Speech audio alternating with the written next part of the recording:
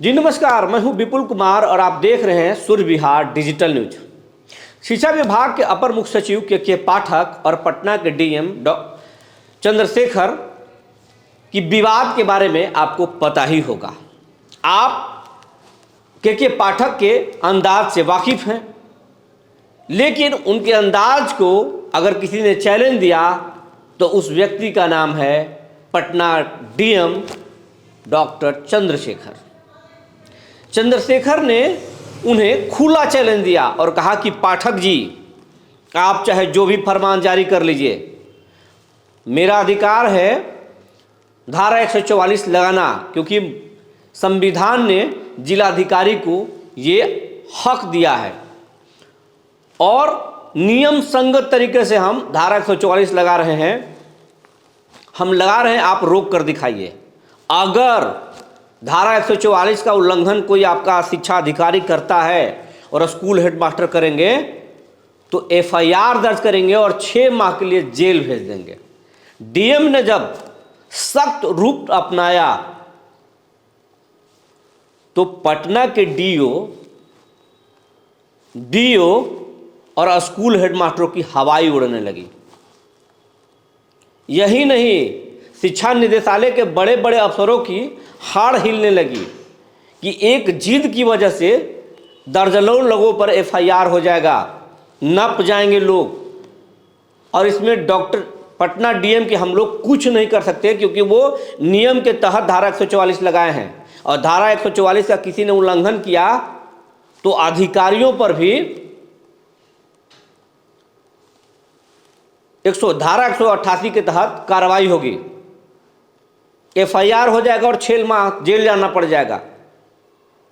हाड़ कप गया। पटना डीएम को बहुत चैलेंज दे रहे थे पाठक जी। माध्यमिक शिक्षा के निदेशक भी धमकी दे रहे थे, पत्र जारी कर रहे थे, डीओ को कह रहे थे कि आप स्कूल खुलवाना सुनिश्चित कराइए। लेकिन जब डीएम ने सख्त रूप अपनाया, अपना कड़ा रूप दिखाया, तो फिर शिक्षा अधिकारी थर-थर कांपने लगे और स्थिति ये रही कि पटना में एक भी स्कूल नहीं खुला, लेकिन शिक्षक आए, बच्चे नहीं आए, बच्चों को बुलाया नहीं गया। और इसका खुलासा एक दिन पहले ही वीडियो कॉन्फ्रेंसिंग में पाठक जी ने कर दिया था। बिल्कुल सही सुन रहे हैं आप लोग, पाठक जी ने वीडियो कॉन्फ्रेंसिंग में कह दिया था कि पटना डीएम पत्र निकाल रहे हैं, निकालने दीजिए, स्कूल खोलिए, शिक्षकों को बुलाइए, बच्चों को छोड़ दीजिए, कोई लफड़ा नहीं होगा, बच्चों को छोड़ दीजिए, स्कूल बुलाइए। अपनी प्रतिष्ठा को एक तरह से झुक गए हैं पाठक जी। डीएम के आगे उनको झुकना पड़ा, पहली बार झुकना पड़ा। किसी आईएएस अधिकारी के सामने पहली बार पाठक जी को झुकना पड़ा और ये उनकी जिंदगी के लिए बहुत बड़ा झटका है। वो आगे से संभल कर कदम उठाएंगे, इसलिए क्योंकि हर कोई नेता नहीं होता है, हर कोई शिक्षक नहीं है। अगर आईएएस अधिकारी आपको चैलेंज दे रहा है तो आपको समझना चाहिए कुछ तो है। नियम सिर्फ एक व्यक्ति या एक विभाग नहीं जान सकता है। संविधान है, संविधान से देश चलता है और संविधान को जो भी आदमी पढ़ेगा, जो भी आदमी अध्ययन करेगा और संविधान में जिसको जो अधिकार प्राप्त है उसका उपयोग करेगा, तो बड़ा से बड़ा व्यक्ति या बड़ा से बड़ा अधिकारी को पीछे हटना पड़ेगा। संविधान में आर्टिकल 19 आम व्यक्ति को अभिव्यक्ति की आज़ादी देता है। हम किसी के खिलाफ अपने हक के लिए कुछ भी बोल सकते हैं, हम सरकारों की बारे में भी निंदा कर सकते हैं अगर सरकार गलत कर रहा है तो। लेकिन पाठक जी ने शिक्षकों को बोलने से भी रोक दिया था। आर्टिकल 19 को भी उन्होंने प्रयोग करने से उन्हें रोक दिया। यही बात समझ रहे थे पटना डीएम के बारे में भी, लेकिन पटना डीएम ने जब स्टेप लिया तो फिर बैक होना पड़ा। पाठक जी बैक हो गए।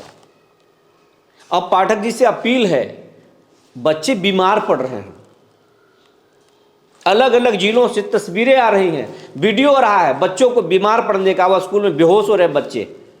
औरंगाबाद में केंद्रीय विद्यालय का एक बच्चा तो ठंड की वजह से मर गया है। उसके स्कूल वाले कुछ नहीं बोल रहा, स्कूल वालों ने पुष्टि की कि एक बच्चा घर पर मरा है, लेकिन उसकी मौत कैसे हुई है ये नहीं बता रहा है। लेकिन बच्चे के रिश्तेदार ने बताया कि बच्चा स्कूल से आया, अचानक उसकी तबीयत खराब हो गई और उसका डेथ हो गया। पोस्टमार्टम में पुष्टि नहीं है कि ठंड से मरा है, लेकिन इस मौसम में अचानक कोई स्वस्थ बच्चा का डेथ होता है तो कैसे होगा? ठंड से। तो पाठक जी बात को समझिए, बहुत ठंड है। बिहार के अधिकांश जिलों में रेड अलर्ट जारी है, न्यूनतम तापमान है, बच्चों को कुछ हो सकता है। पटना के डीएम अगर जनहित में बच्चों की स्वास्थ्य और जन कल्याण के लिए अगर धारा 144 लगा रहे हैं तो लगाना चाहिए, और आपको भी मानवता के आधार पर स्कूल बंद करवाना चाहिए जब तक कि रेड अलर्ट है। जिन जिलों में रेड अलर्ट है बच्चों को क्लास सस्पेंड कराना चाहिए। इस विवाद को आगे नहीं ले जाना चाहिए। ये विवाद कहीं से सही नहीं है। दो आईएएस अधिकारियों का टकराव कहीं से ठीक नहीं है। जब आप ही टकराएंगे तो समाज में क्या संदेश जाएगा? अब तक जो जानकारी निकल कर आई थी हमने आपको बता दिया। बाकी इस पूरे खबर पर हमारी नज़र बनी हुई है।